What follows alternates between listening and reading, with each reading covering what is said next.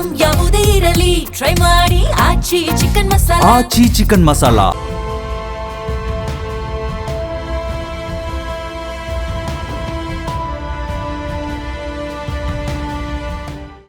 ನಮಸ್ತೆ ವೀಕ್ಷಕರೇ, ಅಖಂಡ ಜ್ಯೋತಿಷ್ಯ ವಿಶೇಷ ಕಾರ್ಯಕ್ರಮಕ್ಕೆ ಸ್ವಾಗತ. ನಾನು ತೇಜಸ್ವಿನಿ. ಇವತ್ತಿನ ವಿಶೇಷ ಕಾರ್ಯಕ್ರಮದಲ್ಲಿ ಇವತ್ತಿನ ವಿಶೇಷತೆ ಹಾಗೂ ಮನುಷ್ಯನ ಸಹಜ ಬಯಕೆಗಳ ಬಗ್ಗೆ ಮಾತನಾಡ್ತಾ ಹೋಗೋಣ. ಇದ್ರ ಬಗ್ಗೆ ಹೆಚ್ಚಿನ ಮಾಹಿತಿಯನ್ನು ನೀಡಲು ನಮ್ಮ ಜೊತೆ ಇದ್ದಾರೆ ಡಾಕ್ಟರ್ YSK ಆಚಾರ್ಯ ಗುರುಗಳು, ಖ್ಯಾತ ಜ್ಯೋತಿಷ್ಯರು ಹಾಗೂ ಕಾಮಾಖ್ಯ ಪ್ರತ್ಯಂಗಿರ ಔಪಾಸಕರು. ಅವ್ರನ್ನ ಕಾರ್ಯಕ್ರಮಕ್ಕೆ ಬರ್ಮಾಡ್ಕೊಳ್ಳೋಣ. ನಮಸ್ಕಾರ ಗುರೂಜಿ, ಕಾರ್ಯಕ್ರಮಕ್ಕೆ ಸ್ವಾಗತ. ನಮಸ್ಕಾರಪ್ಪ. ಓಂ ಅಸ್ಮದ್ ಗುರುಭ್ಯೋ ನಮಃ, ಅಸ್ಮತ್ ಪರಮಗುರುಭ್ಯೋ ನಮಃ, ಅಸ್ಮತ್ ಸರ್ವಗುರುಭ್ಯೋ ನಮಃ. ಹ್ರೀಂ ಭುವನೇಶಿ ಮಹಾಮಾಯೆ ಸೂರ್ಯಮಂಡಲರೂಪಿಣಿ, ನಮಾಮಿ ವರದಂ ಶುಭಂ ಕಾಮಾಖ್ಯಾರೂಪಿಣಿ ಶಿವೆ. ಹೈಂ ಹ್ರೀಂ ಶ್ರೀಂ ಶ್ರೀಮಾತ್ರೇ ಲಲಿತಾಂಬಿಕಾಯೈ ನಮಃ. ಶ್ರೀ ವಿಷ್ಣುರೂಪಾಯ ನಮಃ ಶಂಕರಾಯ. ಗುರುಜಿ, ಮೊದಲನೇದಾಗಿ ಇವತ್ತಿನ ವಿಶೇಷತೆಯಿಂದ ಕಾರ್ಯಕ್ರಮವನ್ನು ಶುರು ಮಾಡೋಣ. ಇವತ್ತಿನ ವಿಶೇಷತೆ ಬಗ್ಗೆ ತಿಳಿಸ್ಕೊಡ್ಬೋದಾ? ಓಂ ನಮಃ ಶಾಂತಾಯ ದಿವ್ಯಾಯ ಸತ್ಯಧರ್ಮಸ್ವರೂಪಿಣೆ ಸ್ವಾನಂದಾಮೃತತೃಪ್ತಾಯ ಶ್ರೀಧರಾಯ ನಮೋ ನಮಃ. ಎಲ್ಲ ವೀಕ್ಷಕರಿಗೂ, ದೇಶದ ಅನ್ನದಾತರಾದ ಪ್ರತಿಯೊಬ್ಬ ರೈತರ ಸನ್ಮಿತ್ರರಿಗೂ ಹಾಗೂ ದೇಶವನ್ನು ಕಾಯುವ ನಿತ್ಯ ನಿರಂತರವಾಗಿ ಕಾಯ್ತಾ ಇರತಕ್ಕಂಥ ಪ್ರತಿಯೊಬ್ಬ ಸೈನಿಕರಿಗೂ, ನಮ್ಮೆಲ್ಲ ವ್ಯವಹಾರಾದಿಗಳಿಗೆ ಕಾರಣೀಭೂತರಾಗಿರ್ತಕ್ಕಂಥ ಎಲ್ಲ ಚಾಲಕ ಸನ್ಮಿತ್ರರಿಗೂ ಕೂಡ ನನ್ನ ಆರಾಧ್ಯ ಮಾತೆಯಾದ ಮಾ ಕಾಮಾಖ್ಯ ಪ್ರತ್ಯಂಗಿರಾ ದೇವಿಯು ಸಂಪೂರ್ಣವಾಗಿರ್ತಕ್ಕಂಥ ಅನುಗ್ರಹವನ್ನು ದಯಪಾಲಿಸಿ ಅವರೆಲ್ಲರ ಬದುಕು ಕೂಡ ಸನ್ಮಂಗಳದಾಯಕವಾಗಿರಲಿ ಅನ್ನುವಂತಹ ಅನುಗ್ರಹವನ್ನು ಅನುಗ್ರಹಿಸಲಿ ಅಂತೇಳಿ ಆ ಜಗದಂಬೆ ಅಡಿದಾವರಗಳಿಗೆ ವಂದಿಸಿ, ಇವತ್ತಿನ ವಿಶೇಷವಾಗಿ ಶನಿವಾರ, ಅದರಲ್ಲೂ ಕೂಡ ಶುಕ್ಲ ಪಕ್ಷದ ದ್ವಾದಶಿ ತಿಥಿ ಇರತಕ್ಕಂಥದ್ದು, ಉತ್ತರಾಯಣದ ಶಿಶಿರ ಋತುವಿನ ಪಾಲ್ಗುಣ ಮಾಸ, ಇನ್ನು ವಿಶ್ವಾವಸನಾಮ ಸಂವತ್ಸರೆ. ಇವತ್ತಿನ ವಿಶೇಷತೆ ಏನಪ್ಪ ಅಂದಾಗ, ವಿಶೇಷವಾಗಿ ಶನಿವಾರ ಅಂದಾಗ ನಮ್ಮೆಲ್ಲರ ಮನಸ್ಸಿನಲ್ಲಿ ಏನೋ ಒಂದು ಭಕ್ತಿಭಾವ ಹುಟ್ಕೊಳ್ಳುತ್ತೆ. ಭಾವನೆ ಅಂತಕ್ಕಂಥದ್ರಲ್ಲಿ, ಯಾಕಂದರೆ ಪ್ರತಿನಿತ್ಯವೂ ಕೂಡ ಭಾವನಾತ್ಮಕವಾದಂಥ ಜೀವನ ನಮ್ಮ ಬದುಕಿನಲ್ಲಿ ಇರ್ತಕ್ಕಂಥದ್ದಾಗುತ್ತೆ. ಹಾಗಾಗಿ ಒಂದಷ್ಟು ಶನಿವಾರ ಅಂದ ತಕ್ಷಣ ಅಪ್ಪ ಇವತ್ತು ಹೆಂಗಾದ್ರೂ ಮಾಡಿ ದೇವಸ್ಥಾನಕ್ಕೆ ಹೋಗಿ ಬರಬೇಕಪ್ಪ, ಅಥವಾ ದೇವಸ್ಥಾನಕ್ಕೆ ಹೋಗಲಿಲ್ಲ ಅಂತ ಆದಾಗ ದೇವಸ್ಥಾನಕ್ಕೆ ಹೋಗಲಿಲ್ವಲ್ಲ ಅಂತಕ್ಕಂಥ ಮನಸ್ಸು ನಮ್ಮನ್ನು ದೂಡ್ತಾ ಇರ್ತಕ್ಕಂಥದ್ದಾಗಿ. ಯಾಕೆಂದರೆ ನಮ್ಮ ಮನೋಮಯ, ಪ್ರಾಣಮಯ, ಅನ್ನಮಯ, ಈಗ ಅನ್ನಮಯ ಕೋಶ, ಮನೋಮಯ ಕೋಶ, ಪ್ರಾಣಮಯ ಕೋಶ ಅಂತಕ್ಕಂಥದ್ದು, ಈ ಪಂಚಕೋಶಗಳು ನಮ್ಮನ್ನು ನಿತ್ಯ ನಿರಂತರವಾಗಿ ಸರ್ಕಸ್ ಮಾಡ್ತಾ ಇರ್ತಕ್ಕಂಥದ್ದು ಆಗಿರುತ್ತೆ. ಹಾಗಾಗಿ ಸ್ವಲ್ಪ ಹೊತ್ತು ಊಟ ಮಾಡಲಿಲ್ಲ ಅಂದರೆ ಹೊಟ್ಟೆ ಚುರ್ರು ಅಂತ ಇರುತ್ತೆ, ಮನಸ್ಸಿಗೇನೋ ಆಘಾತ ಆದಾಗ ಮನಸ್ಸಿನಲ್ಲಿ ಏನೋ ದುಗುಡತೆ ಇರುತ್ತೆ, ಹೀಗೆ ಸಂತೋಷ ಇಲ್ಲ ಆದಾಗ ಏನೋ ಒಂದು ಮನಸ್ಸಿನಲ್ಲಿ ಏನೋ ಭಯ ವಾತಾವರಣ ಈ ಥರ ಇರುತ್ತೆ. ಹೀಗೆ ಈ ಒಂದು ಎಲ್ಲ ವಾತಾವರಣಗಳಿಗೂ ಕಾರಣೀಭೂತವಾಗಿರ್ತಕ್ಕಂಥದ್ದು ಏನಪ್ಪ ಅಂದರೆ ಗ್ರಹಗಳನ್ನು ಯಾಕೆ ಶನಿವಾರದ ದಿವಸನೇ ಆರಾಧನೆ ಮಾಡಬೇಕು ಅಂತಕ್ಕಂಥದ್ದು ಒಂದು ವಿಶೇಷತೆ. ಏನಪ್ಪ ಅಂದರೆ ಶನಿವಾರ ಬಹಳ ಮುಖ್ಯವಾಗಿ ಶಿವಕೇಶ್ವರ ಸಂಪೂರ್ಣವಾಗಿರ್ತಕ್ಕಂಥ ಅನುಗ್ರಹ ಇರತಕ್ಕಂಥದ್ದು. ಅದರಲ್ಲೂ ಕೂಡ ಅಶ್ವತ್ಥ ವೃಕ್ಷ ಅಂತಕ್ಕಂಥದ್ದು ಏನಂದರೆ ಆದಿನಾರಾಯಣ ಅಂತಕ್ಕಂಥವ್ನು, ಈಗ ಆದಿಶಂಕರ ಆದಿನಾರಾಯಣ ಅಂತ ನಾವೇನು ಕರಿತೀವೋ ಆ ನಾರಾಯಣನ ಒಂದು ಸುಪರ್ವ ಕಾಲ ಶನಿವಾರದ ದಿವಸ. ಹಾಗಾಗಿ ಎಲ್ಲ ವಿಧದಲ್ಲೂ ಕೂಡ ಮನುಷ್ಯನ ಬಯಕೆಗಳನ್ನು ಈಡೇರಿಸಿಕೊಳ್ಳುವ ಸಲುವಾಗಿ ಶನಿವಾರದ ದಿವಸ ನೀವು ದೇವಸ್ಥಾನಗಳಿಗೆ ಯಾವುದಾದ್ರೂ, ಯಾಕೆಂದರೆ ದೈವಾಧೀನಂ ಜಗತ್ಸರ್ವಂ, ಇದೆಲ್ಲ ಕೂಡ ಭಗವಂತನ ಅಧೀನದಲ್ಲಿ ಇರ್ತಕ್ಕಂಥದ್ದು. ಹಾಗಾಗಿ ನೀವು ಇವತ್ತು ಏನು ಮಾಡಬೇಕಪ್ಪ ಅಂದರೆ, ಮುಖ್ಯವಾಗಿ ಶನಿವಾರದ ದಿವಸ ಎಲ್ಲರೂ ಕೂಡ ಸ್ವಲ್ಪ ಒಂದು ಚಿಟಿಕೆಯಷ್ಟು ಎಳ್ಳನ್ನು ಮತ್ತು ಸ್ವಲ್ಪ ಪಚ್ಚಕರ್ಪೂರವನ್ನು ಹಾಕಿ ಸ್ನಾನ ಮಾಡುವಂಥ ಅಭ್ಯಾಸವನ್ನು ಮಾಡಿಕೊಂಡಾಗ ನಮ್ಮ ಸಂಚಿತ ಜನ್ಮದ ಕರ್ಮಾದಿಗಳು ಖಂಡಿತ ವಿಮೋಚನೆ ಆಗ್ತಕ್ಕಂಥ ಅನುಭವದಲ್ಲಿರ್ತಕ್ಕಂಥದ್ದಾಗಿದೆ. ಹಾಗಾಗಿ ಮೊದಲನೇ ಪ್ರಯತ್ನ ಅದನ್ನು ಮಾಡಿ. ಎರಡನೇದಾಗಿ, ಸಾಧ್ಯವಾದಷ್ಟು ಯಾವೆಲ್ಲ ಒಂದು ಮನಸ್ಸಿನ ನಕಾರಾತ್ಮಕ ಚಿಂತೆಗಳು ನಿಮ್ಮನ್ನು ಕಾಡ್ತಾ ಇದೆ ಅಂತ ಆದವರು ಅಶ್ವತ್ಥ ವೃಕ್ಷದ ಪ್ರದಕ್ಷಿಣೆಯನ್ನು ಮಾಡಿ. ಇದು ಪರಮೋತ್ತಮವಾದದ್ದು. ಮೂಲತೋ ಬ್ರಹ್ಮರೂಪಾಯ, ಮಧ್ಯತೋ ವಿಷ್ಣುರೂಪಿಣಿ, ಅಗ್ರತೋ ಶಿವರೂಪಾಯ, ವೃಕ್ಷರಾಜಾಯತೆ ನಮಃ ಅಂತೇಳಿ ಆ ವೃಕ್ಷರಾಜನನ್ನು, ಯಾಕೆಂದರೆ ಪ್ರಕೃತಿ ಮಡಲಲ್ಲಿ ಈಗ ಕಾಡಿಗೆ ರಾಜ ನಾವು ಸಿಂಹ ಅಂತ ಕರಿತೀವಿ, ಪ್ರಾಣಿಗಳಿಗೆ ರಾಜ ಸಿಂಹ ಅಂತ ಕರಿತೀವಿ. ಹಾಗೆ ವೃಕ್ಷಗಳಿಗೆಲ್ಲ ರಾಜ ಯಾವುದಪ್ಪ ಅಂದರೆ ಅರಳಿ ಮರ. ಹಾಗಾಗಿ ಈ ಅರಳಿ ಮರ ಅಂತಕ್ಕಂಥದ್ದು ಪರಮೋತ್ತಮವಾದಂಥ, ಮಹಾಕಾಳಿ, ಮಹಾಲಕ್ಷ್ಮಿ, ಮಹಾಸರಸ್ವತಿಯೂ ಇದ್ದಾರೆ. ಲಕ್ಷ್ಮಿಯ ಸಾನ್ನಿಧ್ಯತೆ ಕೊರತೆ ಇದೆ, ಧೈರ್ಯದ ಕೊರತೆ ಇದೆ, ಆರೋಗ್ಯದ ಸಮಸ್ಯೆ ಇದೆ, ಮಕ್ಕಳು ಸರಿಯಾದ ಹೋಗ್ತಿಲ್ಲ, ಮನೆಯಲ್ಲಿ ಸರಿಯಾದ ವಾತಾವರಣ ಇಲ್ಲ, ಹೀಗೆ ಎಲ್ಲ ಸಮಸ್ಯೆಗಳಿದ್ದಾಗಲೂ ಕೂಡ ಪೂಜೆ ಅನುಷ್ಠಾನದೆಲ್ಲ ಪಕ್ಕಕ್ಕಿಟ್ಟಾಗಿಯೂ ಕೂಡ ಈ ಕೇವಲ ಇವತ್ತಿನ ಶನಿವಾರದ ದಿವಸ 21 ಪ್ರದಕ್ಷಿಣೆ, ಅಶ್ವತ್ಥ ಮರದ ಪ್ರದಕ್ಷಿಣೆ ನಿಮ್ಮ ಬದುಕನ್ನು ಬದಲಾಯಿಸುವ ಎಲ್ಲ ಅವಕಾಶಗಳಿರ್ತಕ್ಕಂಥದ್ದಾಗಿರುತ್ತೆ. ಅನುಭವದ ಮಾತು ಮಾಡಿ, ಒಳ್ಳೆಯದಾಗಲಿ. ಓಕೆ ಗುರುಜಿ, ಒಬ್ರು ಕಾಲರ್ ರೆಡಿ ಇದ್ದಾರೆ, ಮಾತನಾಡ್ತಾ ಹೋಗೋಣ. ಬಳ್ಳಾರಿಯಿಂದ ಹೇಮಣ್ಣ ಅಂತ. ನಮಸ್ತೆ ಸರ್, ಯಾರ ಬಗ್ಗೆ ಕೇಳಬೇಕಿತ್ತು? ಓಕೆ, 30 ಒಂದು ಸಂಖ್ಯೆ ಹೇಳ್ಬೋದಾ? 15. ಓಕೆ, ಗುರೂಜಿ ಇದ್ದಾರೆ, ಮಾತನಾಡಿ ಸರ್. ನಮಸ್ಕಾರ, ಹೇಗಿದ್ದೀರಾ? ನಮಸ್ಕಾರ ಗುರುಜಿ. ಆರಾಮ ಗುರುಜಿ?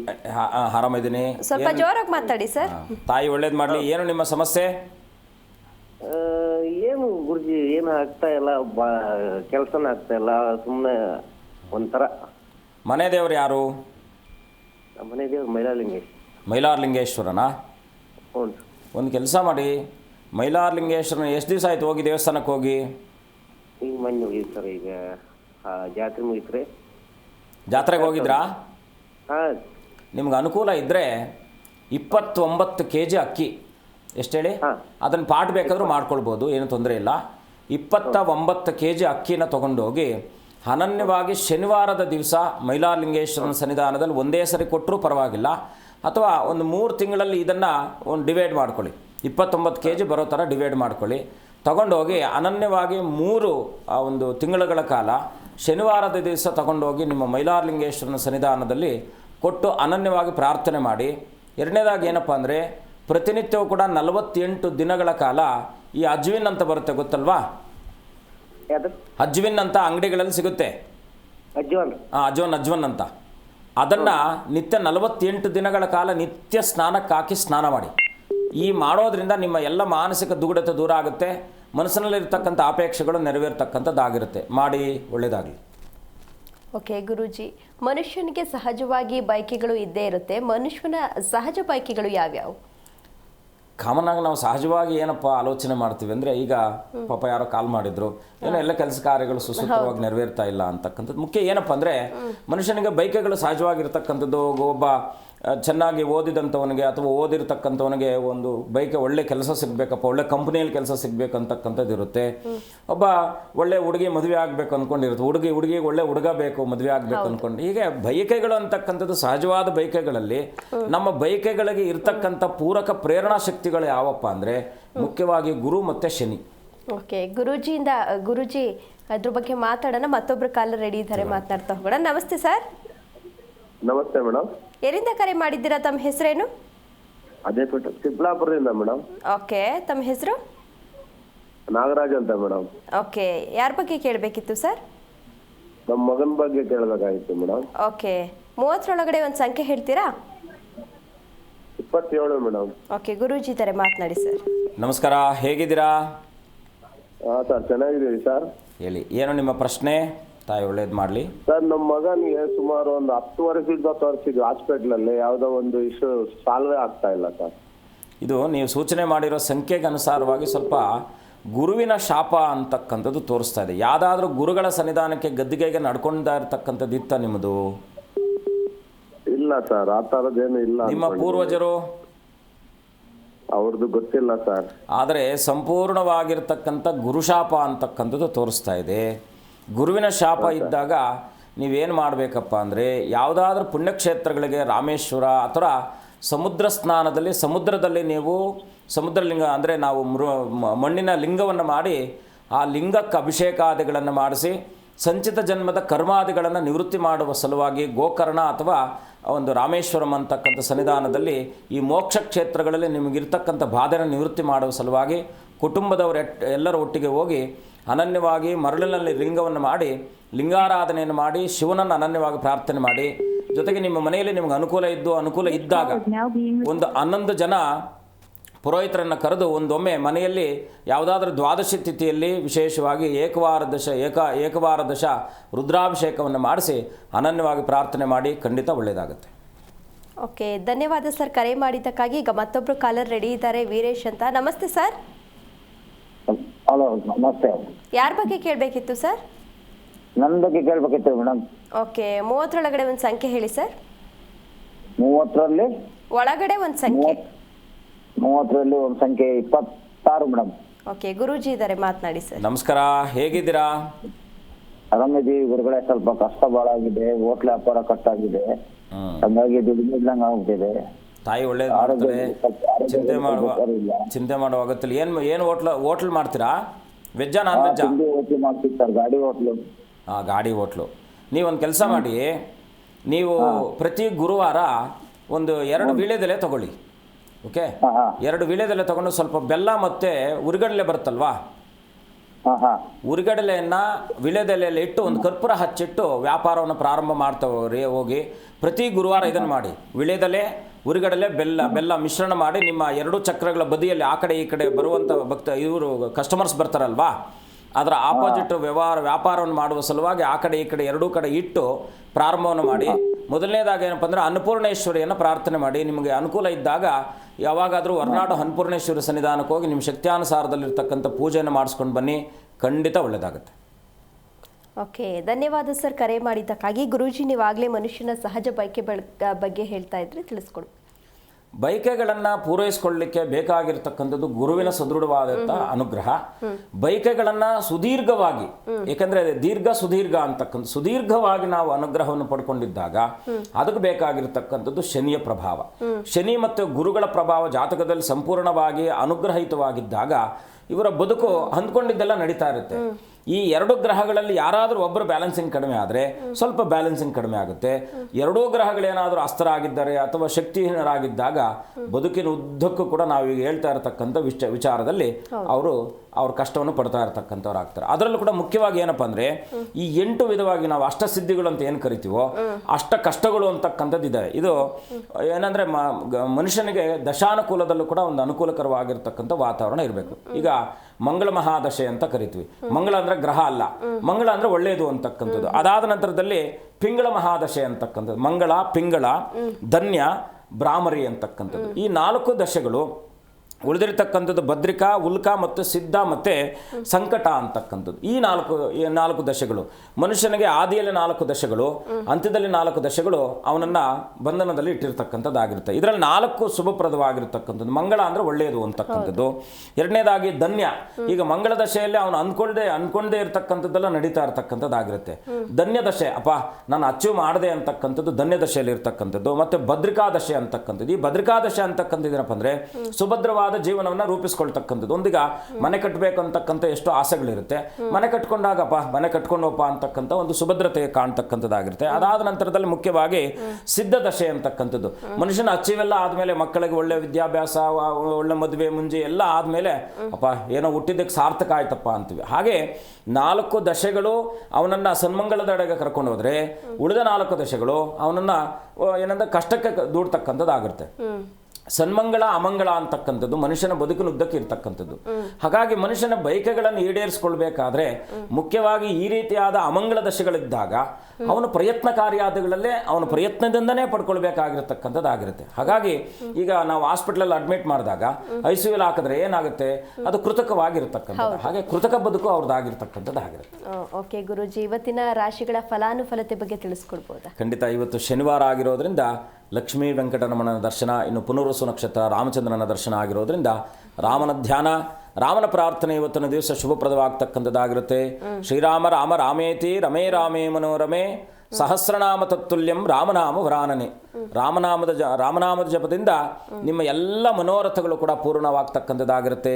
ಆದಿತ್ಯಾದ ನವಗ್ರಹ ದೇವತಾಯೇ ನಮಃ ಅಂಥೇಳಿ ಇವತ್ತಿನ ರಾಶಿಫಲವನ್ನು ನೋಡಿದಾಗ ಮೊದಲನೇದಾಗಿ ಮೇಷರಾಶಿಗೆ ಲಾಭಭಾವದಲ್ಲಿ 5 ಗ್ರಹಗಳ ಸಂಯೋಜನೆ ಇರತಕ್ಕಂಥದ್ದು. ತೃತೀಯ ಭಾವದಲ್ಲಿ ಗುರು ಮತ್ತು ಪಂಚಮಕ್ಕೆ ಕೇತು ಇರತಕ್ಕಂಥದ್ದು ಇವತ್ತಿನ ದಿವಸ.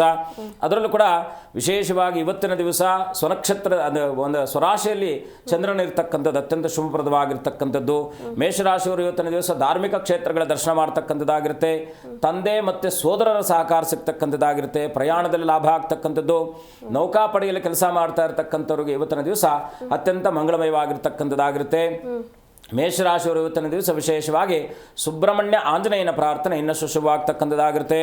ಮುಂದಿನ ರಾಶಿ ವೃಷಭ ರಾಶಿಯಲ್ಲಿ ಜನಿಸಿರ್ತಕ್ಕಂಥವ್ರು ವಿಶೇಷವಾಗಿ ಇವತ್ತಿನ ದಿವಸ ತಾಯಿಯ ಆರೋಗ್ಯದಲ್ಲಿ ಏನಾದರೂ ಏರ್ಪೇರುಗಳಾಗ್ತಕ್ಕಂಥದ್ದಾಗಿರುತ್ತೆ. ಕೆಲವು ಅನಿರೀಕ್ಷಿತವಾಗಿರ್ತಕ್ಕಂಥ ವಿಚಾರಾದಿಗಳಲ್ಲಿ ನಿಮಗೆ ಇವತ್ತಿನ ದಿವಸ ಬದಲಾವಣೆಗಳಾಗ್ತಕ್ಕಂಥದ್ದಾಗಿರುತ್ತೆ. ಅದರಲ್ಲೂ ಕೂಡ ಪಿತ್ರಾರ್ಜಿತ ಆಸ್ತಿಗಳಿಗೆ ಸಂಬಂಧಪಟ್ಟ ಹಾಗೆ ವಿಚಾರಾದಿಗಳಲ್ಲೂ ಕೂಡ ಸ್ವಲ್ಪ ಮನಸ್ಸಿನಲ್ಲಿ ಗೊಂದಲಗಳು ಬರ್ತಕ್ಕಂಥದ್ದಾಗಿರುತ್ತೆ. ಇನ್ನು ವೃತ್ತಿರಂಗದಲ್ಲಿ ಸುಭದ್ರವಾಗಿರ್ತಕ್ಕಂಥ ಅದೆಷ್ಟೋ ದಿನಗಳಿಂದ ಕಾಯ್ತಾ ಇರ್ತಕ್ಕಂಥ ಶುಭಪ್ರದವಾಗಿರ್ತಕ್ಕಂಥ ಫಲ ಇವತ್ತು ಸಿಗ್ತಕ್ಕಂಥದ್ದಾಗಿರುತ್ತೆ. ಮುಂದಿನ ರಾಶಿ ಮಿಥುನ ರಾಶಿಯಲ್ಲಿ ಜನಿಸಿರ್ತಕ್ಕಂಥವ್ರು ಇವತ್ತಿನ ದಿವಸ ಶತ್ರುಗಳಿಂದ ನಷ್ಟ ಆಗ್ತಕ್ಕಂಥದ್ದಾಗಿರುತ್ತೆ. ವಿದೇಶಿ ಪ್ರಯಾಣ ಮಾಡ್ತಕ್ಕಂಥವ್ರಿಗೆ ಶುಭಯೋಗ ಇರತಕ್ಕಂಥದ್ದು. ರಾಜಸಮಾನರಿಗೆ ಇವತ್ತಿನ ದಿವಸ ಸತ್ಕರಿಸುವಂಥ ಸುಯೋಗ ಅಥವಾ ಅವರನ್ನು ಭೇಟಿ ಮಾಡುವಂತಹ ಸುಯೋಗ. ನಿರುದ್ಯೋಗಿಗಳಿಗೆ ಇವತ್ತಿನ ದಿವಸ ಉದ್ಯೋಗಕ್ಕೆ ಅನುಕೂಲಕರವಾಗಿರ್ತಕ್ಕಂಥ ವಾತಾವರಣ ಸೃಷ್ಟಿ ಆಗ್ತಕ್ಕಂಥದ್ದಾಗಿರುತ್ತೆ. ಇವತ್ತಿನ ದಿವಸ ಆತ್ಮೀಯರೊಟ್ಟಿಗೆ ಸಮಾಲೋಚಿಸ್ತಕ್ಕಂಥದ್ದು. ಅದರಲ್ಲೂ ಕೂಡ ವಿಶೇಷವಾಗಿ ಸಾಂಬಶಿವನ ದರ್ಶನ, ಇನ್ನು ಆಂಜನೇಯನ ಪ್ರಾರ್ಥನೆ ಮಿಥುನ ರಾಶಿಯವರಿಗೆ ಶುಭವಾಗ್ತಕ್ಕಂಥದ್ದಾಗಿರುತ್ತೆ. ಮುಂದಿನ ರಾಶಿ ಕಟಕ ರಾಶಿ. ಕಟಕ ರಾಶಿಯಲ್ಲಿ ಜನಿಸಿರ್ತಕ್ಕಂಥವ್ರು ಇವತ್ತಿನ ದಿವಸ ಸೋದರಿಯರೊಂದಿಗೆ ಏನಾದರೂ ಕೂಡ ನಿಮ್ಮ ಮನಸ್ಸಿನ ಅಪೇಕ್ಷೆಗಳು ಈಡೇರಿಸಿಕೊಳ್ತಕ್ಕಂಥ ಸುಯೋಗ ಇರತಕ್ಕಂಥದ್ದು.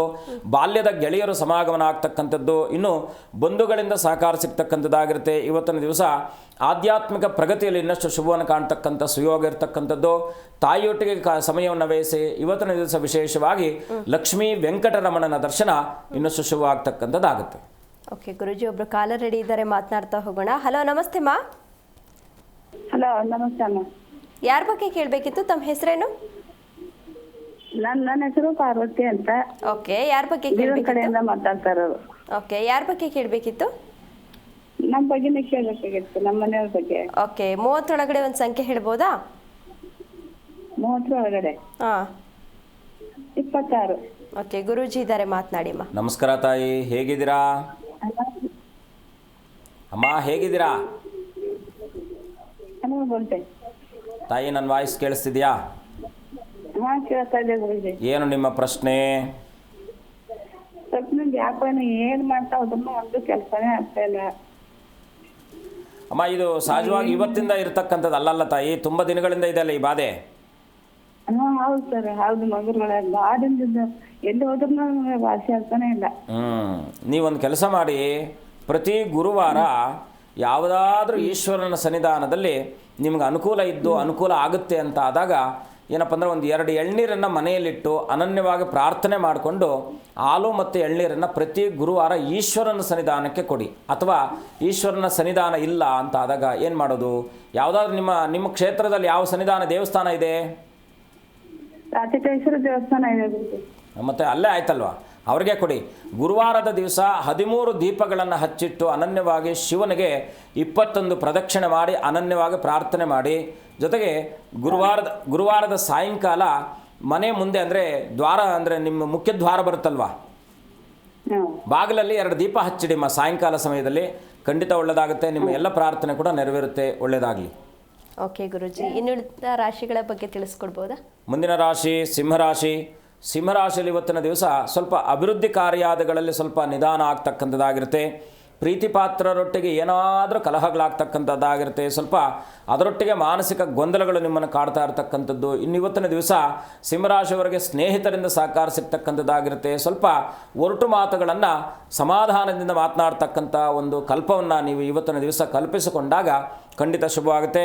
ಸಿಂಹರಾಶಿಯವರು ವಿಶೇಷವಾಗಿ ಸೂರ್ಯನಾರಾಯಣನ ಪ್ರಾರ್ಥನೆ ಜೊತೆಗೆ ರಾಮಚಂದ್ರನ ದರ್ಶನವನ್ನು ಮಾಡಿ ಶುಭವಾಗ್ತಕ್ಕಂಥದ್ದಾಗಿರುತ್ತೆ. ಮುಂದಿನ ರಾಶಿ ಕನ್ಯಾ ರಾಶಿ.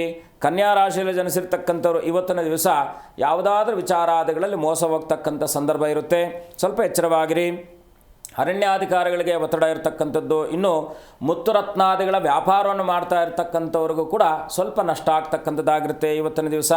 ಕನ್ಯಾ ರಾಶಿಯವರು ವಿಶೇಷವಾಗಿ ತಾಯಿಯ ಸಮಾಗಮನ ಆಗ್ತಕ್ಕಂಥದ್ದು. ತಾಯಿಯ ಜೊತೆಲಿ ಇವತ್ತಿನ ದಿವಸ ಸಮಯವನ್ನು ವ್ಯಯಿಸೋದ್ರಿಂದ ನಿಮ್ಮ ಭಾಗ್ಯ ವೃದ್ಧಿ ಆಗ್ತಕ್ಕಂಥದ್ದಾಗಿರುತ್ತೆ. ಇವತ್ತಿನ ದಿವಸ ವಿಶೇಷವಾಗಿ ಲಕ್ಷ್ಮೀ ವೆಂಕಟರಮಣನ ದರ್ಶನ, ಆಂಜನೇಯನ ಪ್ರಾರ್ಥನೆ ಇನ್ನಷ್ಟು ಶುಭವಾಗ್ತಕ್ಕಂಥದ್ದಾಗಿರುತ್ತೆ.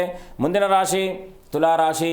ತುಲಾರಾಶಿಯಲ್ಲಿ ಜನಿಸಿರ್ತಕ್ಕಂಥವ್ರು ಇವತ್ತಿನ ದಿವಸ ಯಾರೋ ನಿಮ್ಮನ್ನು ಮೋಸ ಮಾಡಿ ವಂಚನೆಗೆ ಒಳಗಾಗಬಹುದಾಗಿರ್ತಕ್ಕಂಥ ಸಂದರ್ಭ ಇರೋದರಿಂದ ಹಣಕಾಸಿನ ವಿಚಾರನೋ ಅಥವಾ ವೈಯಕ್ತಿಕ ವಿಚಾರನೋ ಈ ರೀತಿಯಾಗಿ ನಿಮ್ಮನ್ನು ಬ್ಲ್ಯಾಕ್ ಮೇಲ್ ಮಾಡ್ತಕ್ಕಂಥ ಇವತ್ತಿನ ದಿವಸ ಆ ಕಾರ್ಯಾದಿಗಳು ಇವತ್ತಿನ ದಿವಸ ನಡೀತಕ್ಕಂಥದ್ದಾಗಿರುತ್ತೆ. ಸ್ವಲ್ಪ ಎಚ್ಚರವಾಗಿರಿ.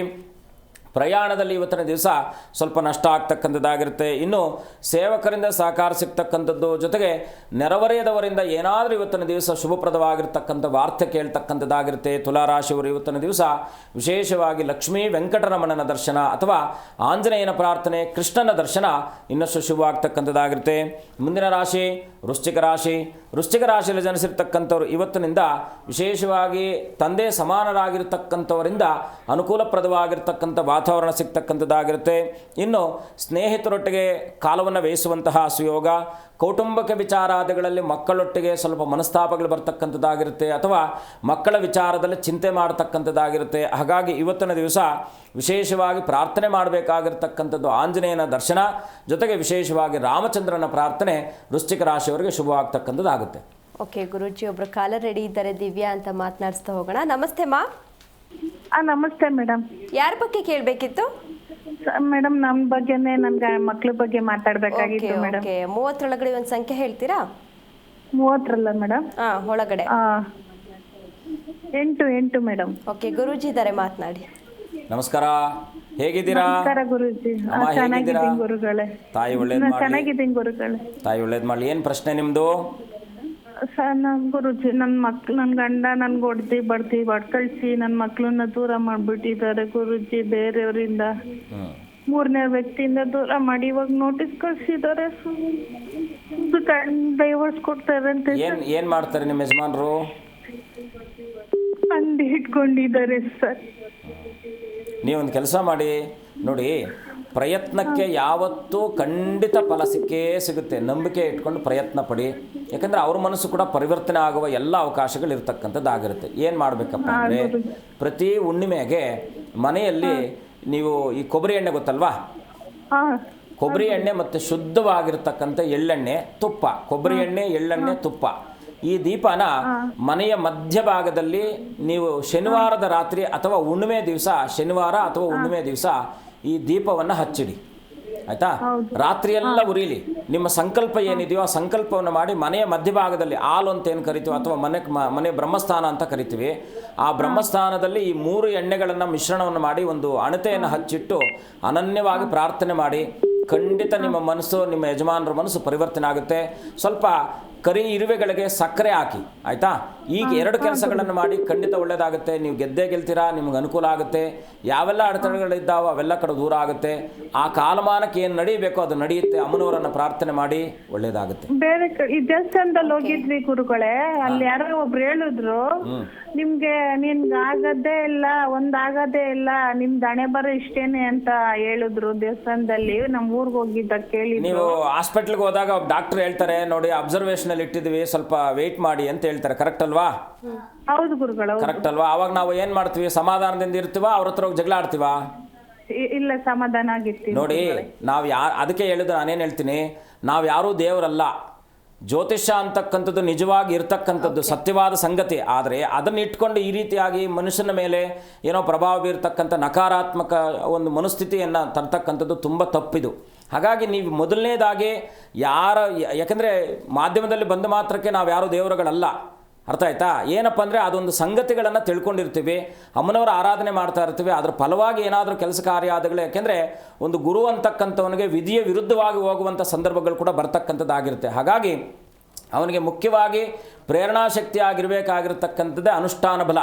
ಅನುಷ್ಠಾನ ಬಲದಿಂದ ಯಾಕೆಂದರೆ ಸಾಕಷ್ಟು ಸಂದರ್ಭಗಳಲ್ಲಿ ಈ ರೀತಿಯಾದ ಸಮಸ್ಯೆಗಳಿದ್ದಾಗಲೂ ಕೂಡ ಪರಿಹಾರ ಆಗಿದೆ. ನಿಮಗೂ ಪರಿಹಾರ ಆಗುತ್ತೆ. ನಾನು ಹೇಳಿರ್ತಕ್ಕಂಥ ಒಂದು ಉಪಾಯಗಳನ್ನು ಮಾಡಿ ಖಂಡಿತ ಒಳ್ಳೆಯದಾಗುತ್ತೆ. ಓಕೆ, ಧನ್ಯವಾದಮ್ಮ ಕರೆ ಮಾಡಿದ್ದಕ್ಕಾಗಿ. ಗುರುಜಿ, ಇನ್ನುಳಿದ ರಾಶಿಗಳ ಬಗ್ಗೆ ತಿಳಿಸ್ಕೊಡ್ಬೋದಾ? ಮುಂದಿನ ರಾಶಿ ಧನುರಾಶಿ. ಧನುರಾಶಿಯಲ್ಲಿ ಇವತ್ತಿನ ದಿವಸ ಜನಿಸಿರ್ತಕ್ಕಂಥವ್ರಿಗೆ ಸ್ವಲ್ಪ ಜೂಜಿನಲ್ಲಿ ನಷ್ಟ ಆಗ್ತಕ್ಕಂಥದ್ದಾಗಿರುತ್ತೆ. ಅದರೊಟ್ಟಿಗೆ ದೂರ ಇರಿ. ಮಾನಸಿಕವಾದ ಅಶಾಂತಿ ನಿಮ್ಮನ್ನು ಬಾಧಿಸ್ಬೋದಾಗಿರ್ತಕ್ಕಂಥದ್ದು. ಅದರಲ್ಲೂ ಕೂಡ ಮಿತ್ರರೊಟ್ಟಿಗೆ ಅಥವಾ ಸೋದರರೊಟ್ಟಿಗೆ ಮನಸ್ತಾಪಗಳು ಬರ್ತಕ್ಕಂಥದ್ದಾಗಿರುತ್ತೆ. ಇವತ್ತಿನ ದಿವಸ ವಿಶೇಷವಾಗಿ ತಾಯಿಯ ಸಹಕಾರ ಸಿಗ್ತಕ್ಕಂಥದ್ದು, ಗುರುಗಳ ದರ್ಶನ ಮಾಡ್ತಕ್ಕಂಥದ್ದು ಇನ್ನಷ್ಟು ಶುಭವಾಗ್ತಕ್ಕಂಥದ್ದಾಗಿರುತ್ತೆ. ಇವತ್ತಿನ ದಿವಸ ವಿಶೇಷವಾಗಿ ರಾಘವೇಂದ್ರ ಸ್ವಾಮಿಗಳ ದರ್ಶನಯುಕ್ತವಾಗಿ ಕೃಷ್ಣನ ದರ್ಶನವನ್ನು ಮಾಡಿ ಇನ್ನಷ್ಟು ಶುಭವಾಗುತ್ತೆ. ಮುಂದಿನ ರಾಶಿ ಮಕರ ರಾಶಿ. ಮಕರ ರಾಶಿಯಲ್ಲಿ ಜನಿಸಿರ್ತಕ್ಕಂಥವ್ರು ಇವತ್ತಿನ ದಿವಸ ಪ್ರೇಮ ಪ್ರಣಯ ವಿಚಾರಾದಿಗಳಲ್ಲಿ ಇವತ್ತಿನ ದಿವಸ ಏನಾದರೂ ಘಾಸಿಗಳಾಗ್ತಕ್ಕಂಥದ್ದಾಗಿರುತ್ತೆ.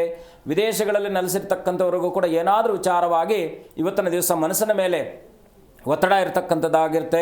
ಕುಟುಂಬದಲ್ಲಿ ಸ್ವಲ್ಪ ವೈಮನಸ್ಸುಗಳು ಬರ್ತಕ್ಕಂಥದ್ದಾಗಿರುತ್ತೆ. ಇವತ್ತಿನ ದಿವಸ ಸರ್ಕಾರ ಮಟ್ಟದಲ್ಲಿರ್ತಕ್ಕಂಥ ಅಧಿಕಾರಿಗಳಿಗೂ ಸ್ವಲ್ಪ ಒತ್ತಡ ಇರತಕ್ಕಂಥದ್ದಾಗಿರುತ್ತೆ. ಇವತ್ತಿನ ದಿವಸ ಆಂಜನೇಯನ ಪ್ರಾರ್ಥನೆ, ಆಂಜನೇಯನ ದರ್ಶನ ಇನ್ನಷ್ಟು ಶುಭವಾಗುತ್ತೆ.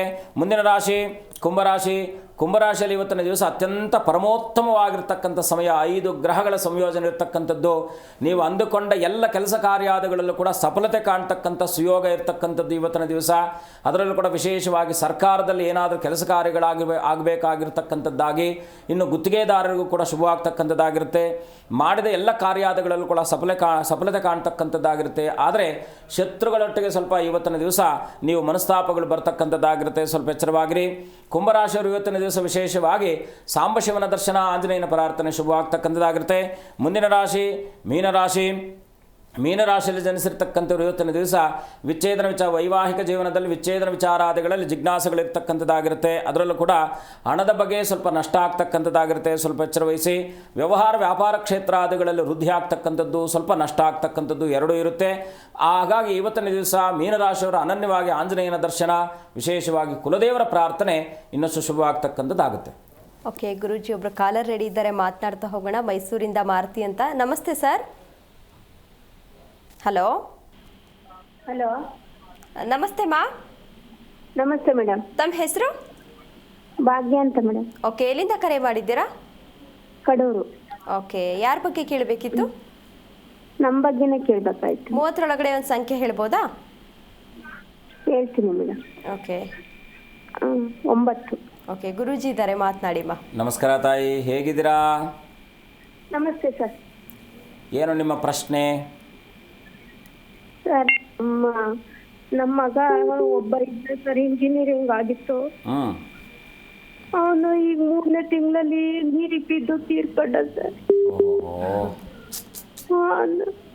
ಅವನ ನಮ್ಮ ಭವಿಷ್ಯ ಹೆಂಗಿದೆ ಸರ್? ಇಂಜಿನಿಯರ್ ಮಾಡಿದ್ನಾ? ಇಂಜಿನಿಯರಿಂಗ್ ಮಾಡಿ ಕಂಪ್ಲೀಟ್ ಆಗಿತ್ತು ಸರ್. ಫಸ್ಟ್ ಕ್ಲಾಸ್ ಅಲ್ಲಿ ಪಾಸ್ ಆಗಿದ್ದ. ಏನು ಸಮಸ್ಯೆ ತಾಯಿ? ಏನು ಕಾರಣದಿಂದ? ಏನು ಅಂತ ಗೊತ್ತಿಲ್ಲ ಸರ್. ಒಂದು ಕ್ವಶನ್ ಮಾರ್ಕ್ ಇಟ್ಟು ನಮ್ಗೆ ಕೈಲಿ ಏನು ಹೇಳ್ದಂಗೆ ಹಂಗ್ ಮಾಡ್ಕೊಂಡಿದ್ದಾನೆ. ಆದರೆ ನೀವು ಸೂಚನೆ ಮಾಡಿರತಕ್ಕಂಥ ಸಂಖ್ಯೆಗೆ ಅದೇ ಮಾಂದ್ಯ ಸಂಯೋಜನೆ ಬಂದಿದೆ ತಾಯಿ. ಅಂದರೆ ಅವರು ಆಯಸ್ಸಿಗೆ ಕಂಟಕ ಇತ್ತು ಅಂತಕ್ಕಂಥದ್ದು ತೋರಿಸ್ತಾ ಇದೆ. ಮನೆಯಲ್ಲಿ ಶಾಂತಿ ಕರ್ಮಾದಿಗಳನ್ನು ಸ್ವಲ್ಪ ಮಾಡಿಕೊಳ್ಳಿ. ಯಾಕೆಂದರೆ ಅವನಿಗೆ ಇದ್ದಿದ್ದು ಆಯುಸ್ಸು ಅಷ್ಟೇ ಅಂತಕ್ಕಂಥದ್ದು ತೋರಿಸ. ಯಾಕೆಂದರೆ ಮಾಂದಿ ಬಂದರೆ ಆಯುಸ್ಸು ಅಷ್ಟೇ ಇದೆ ಅಂತಕ್ಕಂಥದ್ದು ತೋರಿಸುತ್ತೆ. ಆದರೂ ಕೂಡ ನೀವೇನಾದರೂ ಈ ಥರ, ಯಾಕೆಂದರೆ ಆಯುಸ್ಸು ವೃದ್ಧಿ ಆಗುವ ಸಲುವಾಗಿ ಮುಂಚಿತವಾಗಿ ಸ್ವಲ್ಪ ಜಾತಕ ಪರಿಶೀಲನೆ ಎಲ್ಲ ಮಾಡಿದ್ದಾಗ, ಯಾಕೆಂದರೆ ಮಾರ್ಕಂಡೇಯ ಮಹರ್ಷಿಗಳೇ, ಯಾಕೆಂದರೆ ಆಯುಸ್ಸು ಅತ್ಯಲ್ಪ ಆಯುಸ್ಸಿದ್ದಂಥವನು ದೀರ್ಘಾಯುಷ್ಯವಂತನಾಗಿ ಚಿರಂಜೀವಿ ಆದ. ಹಾಗಾಗಿ ಮುಂಚಿತವಾಗಿ ಸ್ವಲ್ಪ ತೋರಿಸ್ಕೊಂಡಿದ್ರೆ ಚೆನ್ನಾಗಿರುತ್ತೆ. ಹಾಗಾಗಿ ಏನಪ್ಪ ಅಂದರೆ, ನಾನು ಎಲ್ಲ ತಂದೆ ತಾಯಿಗಳಲ್ಲಿ ವಿನಮ್ರತೆಯಿಂದ ಪ್ರಾರ್ಥನೆ ಮಾಡ್ತಕ್ಕಂಥದ್ದು ಏನಪ್ಪ ಅಂದರೆ, ಮಕ್ಕಳ ಜಾತಕಗಳನ್ನು ಆಗಾಗ ಯಾರಿಗಾದರೂ ತೋರಿಸಿ. ಯಾಕೆಂದರೆ ಜಾತಕ ಅಂತಕ್ಕಂಥದ್ದು ನಿಮಗೆ ಭ್ರಮೆ ಅಥವಾ ಭಯ ಹುಟ್ಟಿಸ್ತಕ್ಕಂಥದ್ದಲ್ಲ. ಅದು ಏನಾದರೂ ಈ ಸಮಸ್ಯೆಗಳಿದ್ದಾಗ ತೋರಿಸುವಂಥದ್ದಾಗಿರುತ್ತೆ. ಹಾಗಾಗಿ ಜಾತಕಗಳ ಪರಿಶೀಲನೆಯನ್ನು ಮಾಡಿಸ್ಕೊಳ್ಳಿ. ನನ್ನ ಪ್ರಾರ್ಥನೆ, ಅಮ್ಮ ಆಗೋಗ್ಬಿಟ್ಟಿರೋದಕ್ಕೆ ಯಾರೂ ಇದನ್ನು ಮತ್ತೆ ನಿಮ್ಮ ಮಗನ ನಿಮಗೆ ತಂದುಕೊಡ್ಲಿಕ್ಕೆ ಸಾಧ್ಯ ಇಲ್ಲ ತಾಯಿ. ಹಾಗಾಗಿ ಸಾಂತ್ವನ ಹೇಳ್ತೀನಿ. ಜೊತೆಗೆ ಆ ತಾಯಿ ನಿಮ್ಮೆಲ್ಲರ ಶಕ್ತಿ, ಅಂದರೆ ದುಃಖವನ್ನು ಭರಿಸುವಂಥ ಶಕ್ತಿ ತಾಯಿ ಕೊಡಲಿ. ಯಾಕೆಂದರೆ ಪುತ್ರಶೋಕ ನಿರಂತರಂ ಅಂತೇಳಿ, ಈ ಪುತ್ರಶೋಕ ನಿರಂತರವಾಗಿ ನಿಮ್ಮನ್ನು ಬಾಧಿಸುತ್ತೆ ತಾಯಿ. ಆದರೆ ಧೃತಿಗೆಡಬೇಡಿ. ಮತ್ತೆ ಮಕ್ಕಳು ಎಷ್ಟು ಜನ ಇದ್ದಾರೆ ಅಮ್ಮ? ಬೇರೆ ಮಕ್ಕಳು ಎಷ್ಟು ಜನ ಇದ್ದಾರೆ? ಅವನೊಬ್ನೇ ಇದ್ದಿದ್ದು. ಮುಂದೆ ನಾವು ಒಂದ್ ಜಾಗಕ್ಕೆ ಹೋಗಿದ್ದೀವಿ. ಆಗುತ್ತೆ ಸರ್ ಸಂತಾನ ನೋಡಿ ಸರ್. 9 ಒಂದು ಸಂಖ್ಯೆ ಹೇಳಿಮ್ಮ. 5 ಸರ್. ಸ್ವಲ್ಪ ಕಷ್ಟ ಆಗುತ್ತೆ, ಪ್ರಯತ್ನ ಪಡಿ, ಒಳ್ಳೇದಾಗ್ಬೋದು.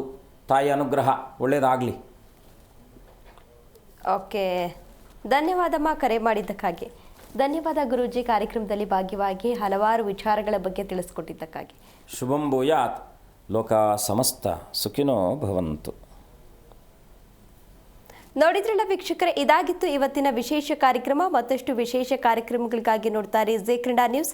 ಸತ್ಯವೇ ಸುದ್ದಿಯ ಜೀವಾಳ.